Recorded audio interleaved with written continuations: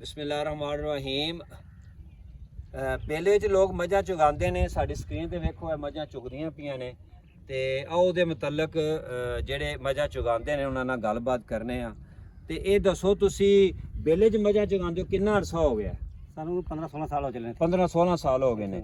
ਅੱਛਾ, ਜਿਹੜੇ ਲੋਕ ਘਰਾਂ ਵਿੱਚ ਮੱਝਾਂ ਨੂੰ ਜਿਹੜਾ ਪਾਲਦੇ ਨੇ ਸੰਭਾਲਦੇ ਨੇ ਉਹ ਦੁੱਧ ਜ਼ਿਆਦਾ ਦਿੰਦੀਆਂ ਨੇ ਜਾਂ ਬੇਲੇ ਚੁਗਣ ਵਾਲੀਆਂ ਮੱਝਾਂ ਦੁੱਧ ਜ਼ਿਆਦਾ ਦਿੰਦੀਆਂ ਨੇ? ਉਹ ਜ਼ਿਆਦਾ ਦਿੰਦੀਆਂ ਨੇ। ਉਹ ਜ਼ਿਆਦਾ ਦਿੰਦੀਆਂ ਨੇ। ਉਹਦੀ ਵਜ੍ਹਾ ਕੀ ਹੈ? ਸਾਡੀ ਉਹਨਾਂ ਸਾਂਭ ਚੰਗੀ ਹੈ। ਉਹਦੀ ਸਾਂਭ ਉਹਨਾਂ ਚੰਗੀ, ਵੰਡਾ ਚੰਗਾ ਪਾਣਾ, ਪੈਸੇ ਵਾਲੇ ਲੋਕ ਨੇ, ਵੰਡਾ ਚੰਗਾ ਪਾਉਂਦੇ ਨੇ, ਉਹ ਮੱਝਾਂ ਦੇਖਭਾਲ ਜ਼ਿਆਦਾ ਕਰਦੇ ਨੇ। ਤੇ ਤੁਸੀਂ ਤੁਹਾਡੇ ਇੱਥੇ ਜਿਹੜੇ ਮੱਝਾਂ ਨੂੰ ਸਾਂਭਦੇ ਹੋ ਤੁਸੀਂ ਪਾਣੀ ਕਿੱਥੋਂ ਪਿਆਉਂਦੇ ਹੋ? ਤੇ ਚੁਗਾਉਂਦੇ ਦੇ ਬੇਲੇ ਵਿੱਚ ਅਸੀਂ ਵੇਖੀਆਂ ਨਹੀਂ ਆ, ਵੇਖਨੇ ਪਏ ਆ ਕਿ ਮੱਝਾਂ ਪਰਾਂ ਚੁਗਦੀਆਂ, ਪਾਣੀ ਕਿੱਥੇ ਇਹਨਾਂ ਨੂੰ ਪਿਆਉਂਦੇ ਹੋ? ਪਾਣੀ ਭਿੰਬਰ ਦੇ ਪੀਂਦੇ ਨੇ। ਇਹ ਭਿੰਬਰ ਦੇ? ਹਾਂ। ਅੱਛਾ, ਇਹ ਤਾਂ ਸਾਡੇ ਕੈਮਰੇ 'ਚ ਵੇਖੋ ਜੀ, ਇਹ ਨਾਲ ਭਿੰਬਰ ਦਾ ਕਿਨਾਰਾ ਹੈ ਤੇ ਉੱਥੇ ਮੱਝਾਂ ਜਿਹੜਾ ਨਾ, ਤੇ ਉਹਨਾਂ ਨੂੰ ਸੰਭਾਲਦੇ ਕਿੱਥੋਂ? ਜੇ ਕੋਈ ਬਾਰਿਸ਼ ਹਨੇਰੀ ਆਵੇ ਰਾਤ ਨੂੰ ਬੰਨ੍ਹਣਾ ਪਵੇ ਸਰਦੀਆਂ ਵਿੱਚ, ਕਿੱਥੇ ਸੰਭਾਲਦੇ ਹੋ? ਉਹ ਇਹ ਛੰਡ ਦੇ ਵਿੱਚ ਇਹ ਢਾਰੇ ਬਣਾਏ ਨੇ, ਇਹ ਝੁੱਗੀਆਂ ਬਣਾਈਆਂ ਨੇ, ਇੱਥੇ ਬਣਾਏ। ਅੱਛਾ, ਤੇ ਇਹ ਖੁਰਲੀਆਂ ਵੀ ਤੁਸੀਂ ਬਣਾਈਆਂ ਨੇ?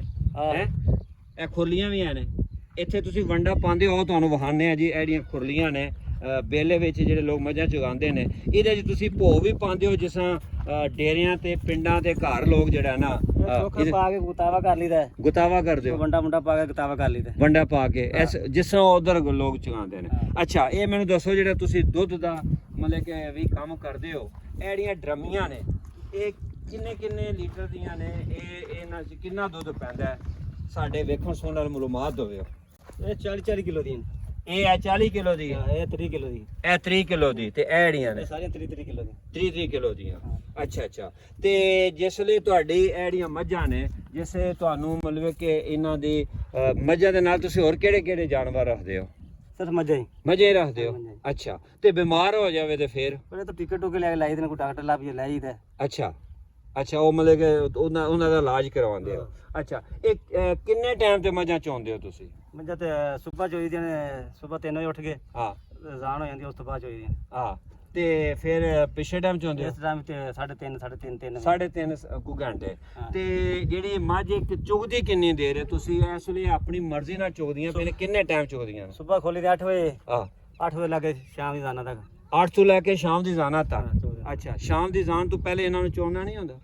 ਚੋ ਕੇ ਉਹ ਖੋਲ ਜਿਹੜੀਆਂ ਫਿਰ ਚੋ। ਅੱਛਾ, ਇੱਕ ਵਾਰੀ 4 ਵਜੇ ਚੋਂਦੇ ਹੋ ਤੇ ਫਿਰ ਬੇਲੇ ਖੋਲ ਸਕਦੇ? ਅੱਛਾ, ਤੁਹਾਨੂੰ ਫਿਕਰ ਨਹੀਂ ਹੈ ਕਿ ਮੱਝ ਸਾਡੀ ਕੋ ਗੁੰਮ ਹੋ ਜਾਏਗੀ, ਕਿਤੇ ਟੁਰ ਜਾਏਗੀ? ਨਹੀਂ, ਸਾਨੂੰ ਪਤਾ ਲੱਗ ਜਾਂਦਾ ਜਿਹੜੀ ਮੱਝ ਸਾਡੀ ਸਾਈਡ ਤੋਂ। ਅੱਛਾ, ਤੇ ਮਾਸ਼ਾਅੱਲਾ ਕਿੰਨੀਆਂ ਤੁਹਾਡੇ ਕੋਲੇ ਮੱਝਾਂ ਨੇ? ਮੱਝਾਂ ਹਨ ਕੋਈ 25 25 ਹੈ ਨੇ। ਅੱਛਾ, ਮੇਰੀ ਮਾਲੂਮਾਤ ਵਾਸਤੇ, ਵੇਖਣ ਸੁਣਨ ਵਾਸਤੇ, ਜਿਤਨੇ ਤੁਸੀਂ ਇੱਥੇ ਬੈਠੇ ਹੋ, ਇੱਥੇ ਕਿੰਨੀ ਮੱਝ ਹੋਵੇਗੀ? ਅੱਗੇ ਵੀ ਮੈਂ ਵੀਡੀਓ ਵਿੱਚ ਮੱਝਾਂ ਦੀ ਤਾਦਾਦ ਦੇ ਬਾਰੇ ਗੱਲਬਾਤ ਕੀਤੀ ਹੈ ਤੇ ਲਾਲਾ ਜੀ ਦੱਸੇ ਤਕਰੀਬਨ ਕਿੰਨੀ ਕੁ ਮੱਝ ਹੋਣੀ ਹੈ ਪੂਰੇ ਇਸ ਵੇਲੇ ਵਿੱਚ? ਤਕਰੀਬਨ ਜਿਹੜੇ ਐਸ ਮੈਂ ਜਿਹੜੀ ਮੱਝਾਂ ਨਾ, ਹਾਂ, ਕਮ ਤੋਂ ਕਮ 150 ਮੱਝ ਹੋਣੀ ਸਾਰੀ। 150 ਮੱਝ ਹੋਵੇਗੀ। ਅੱਛਾ, ਤੇ ਤੁਸੀਂ ਜਿਹੜਾ ਨਾ ਇਹ ਇੱਥੇ ਜਿਹੜਾ ਨਾ ਆਪਣਾ ਜਿਹੜਾ ਮੁਤਮਿਨ ਹੋ, ਖੁਸ਼ ਹੋ? ਲੋ ਜੀ, ਅਸਾਂ ਤੁਹਾਨੂੰ ਬੇਲੇ 'ਚ ਮੱਝਾਂ ਜਿਹੜੇ ਨੇ ਸੰਭਾਲਦੇ ਨੇ, ਚੁਗਾਉਂਦੇ ਨੇ, ਤੇ ਉਹਨਾਂ ਦੇ ਮਤਲਬ ਗੱਲਬਾਤ ਦੱਸੀ ਹੈ ਤੇ ਤੁਹਾਨੂੰ ਅਸੀਂ ਉਹ ਦੇਸੀ ਮਾਹੌਲ ਦੱਸਿਆ ਹੈ। ਤੇ ਇਹ ਜਿਸ ਤਰ੍ਹਾਂ ਮੱਝਾਂ ਦੀ ਦੇਖਭਾਲ ਕਰਕੇ ਇਹਨਾਂ ਦੀ ਖੁਰਾਕ ਦਾ, ਇਹਨਾਂ ਦੇ ਰੱਖਣ ਦਾ ਬੰਦੋਬਸਤ ਕਰਦੇ ਨੇ, ਇਹ ਜਿਹੜਾ ਦੇਸੀ ਮਾਹੌਲ ਹੈ, ਨਜ਼ਾਰਾ ਹੈ ਨਾ, ਇਹ ਯਕੀਨਨ ਤੁਹਾਨੂੰ ਨਾ ਮੇਰੇ ਚੈਨਲ ਤੇ ਮੇਰੇ ਫੇਸਬੁੱਕ ਤੇ ਮੇਰੇ YouTube ਚੈਨਲ ਤੇ ਤੁਹਾਨੂੰ ਚੰਗਾ ਲੱਗਦਾ ਹੈ। ਤੇ ਇਸੇ ਵਾਸਤੇ ਮੈਂ ਕੋਸ਼ਿਸ਼ ਕਰ ਰਿਹਾ ਕਿ ਮੈਂ ਹੋਰ ਅੱਛੇ ਤੋਂ ਅੱਛੀ ਜਿਹੜੀ ਵੀਡੀਓ ਬਣਾਵਾਂ, ਮਾਲੂਮਾਤ ਦੇ ਮਤਲਬ ਬਣਾਵਾਂ, ਤੇ ਪਿੰਡਾਂ ਤੇ ਪੁਰਾਣੇ ਵੇਲਿਆਂ ਦੀ ਬਣਾਵਾਂ। ਜੇ ਇਹ ਵੀ ਚੰਗੀ ਲੱਗੀ ਹੈ ਤੈਨੂੰ ਜ਼ਿਆਦਾ ਸ਼ੇਅਰ